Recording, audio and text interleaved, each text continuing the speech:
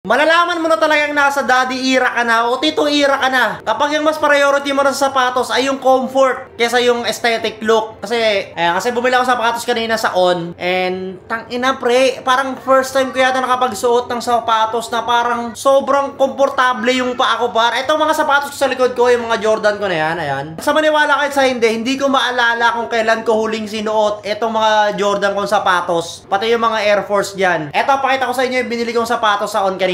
So ito yung binilan sapatos sa On sa SM North kanina lang. Pang open and my favorite color black. Ay. Ako guys, sobrang attracted talaga ako pag black na kulay talaga. Lalo na etong ewan ko triple black yata to pero I like this. Pang tignan nyo, daddy era na talaga, tito era na talaga. Oh, nung sinukat ko to kanina, sobrang gaan sa paa par.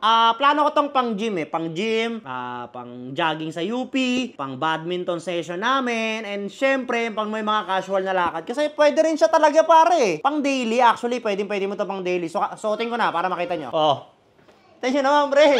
Oh, side view. Pang. Sweatpants lang, saan do? Pwede ka na pumunta, bumalik SM pare. Komportable pare. Ay nako. Wala lang, sarap lang sa paa, kaya sinare ko lang.